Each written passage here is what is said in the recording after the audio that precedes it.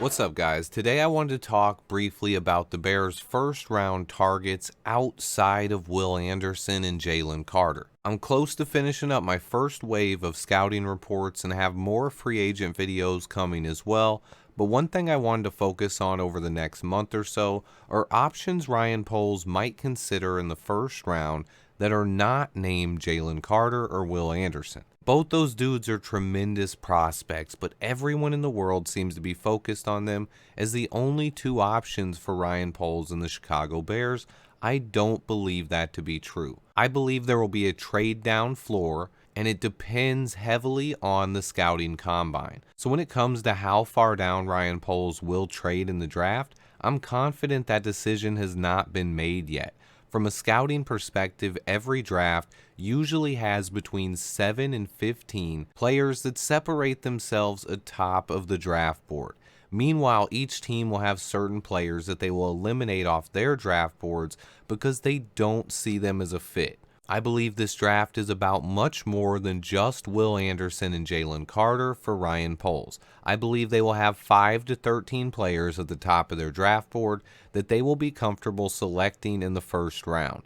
Today I'm going to give you my early favorites outside of those two guys that everybody already talks about. Let's get right into it. Coming in first, and is the player that will be getting the very first Swift scouting report of the offseason, is Texas Tech's defensive end Tyree Wilson. I don't want to go too in-depth on him because I have a scouting report coming on him very soon, but he's definitely not talked about enough. He's 6'6", 275 pounds, with nearly 36-inch arms and an 86-inch wingspan. He's extremely athletic, and he's a better fit to play defensive end than Will Anderson is. He's almost guaranteed to be a top 10 pick. More to come on this guy soon, but in my opinion, he's definitely a guy that Ryan Poles is keeping a close eye on. Next up is Myles Murphy, Clemson's edge rusher.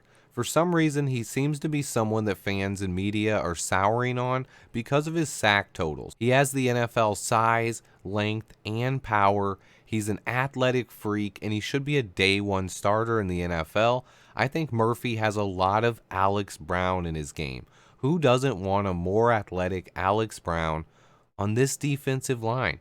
Murphy isn't getting as much hype as some other guys, but he's definitely still a player to keep an eye on and a guy that I believe fits Ryan Poles' profile. Now I want to mention a couple of offensive linemen.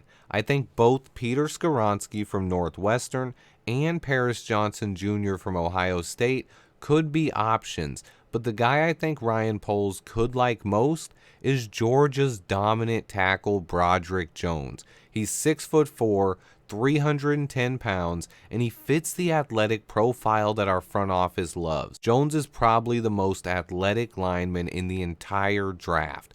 He's also extremely powerful and plays with a mean streak.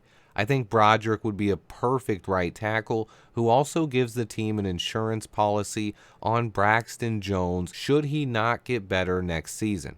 I believe Broderick could play on either side, but would be an instant day one starter at right tackle and immediately make this line better. He's another guy that we definitely have to keep an eye on. And then next up is Clemson's defensive tackle Bryan Bresee. He shouldn't be ruled out either. His health is definitely a concern, and he could slide a bit on draft day, but he's a prototypical 3-tech and an athletic monster that fits our scheme perfectly. Bresee isn't being hyped much right now, but that could definitely change once we get to the combine. The one last guy I wanted to talk about today that I think is a sleeper option is Justin Fields' former teammate Jackson Smith-Njigba. He was incredible in 2021, but did nothing this past year as he missed almost the entire season with hamstring issues. JSN was viewed as potentially a top 10 pick before the season, and I think he's still a first rounder and potentially the best receiver in this class. He also has played with Fields before, and they have an off-the-field relationship. To me, this is a sleeper option, but something to keep an eye on, especially if the Bears did pull off a mega deal and traded down outside of the top 10. At that point, I would definitely have my eyes on JSN or a pass rushing prospect like Will McDonald, who I covered extensively during Senior Bowl practice. Bottom line is it's not just Jalen Carter and Will Anderson, although I will be doing scouting reports on both of those players over the next month as well. I've already watched plenty of tape on both guys, but I'm rewatching 2021 tape on them.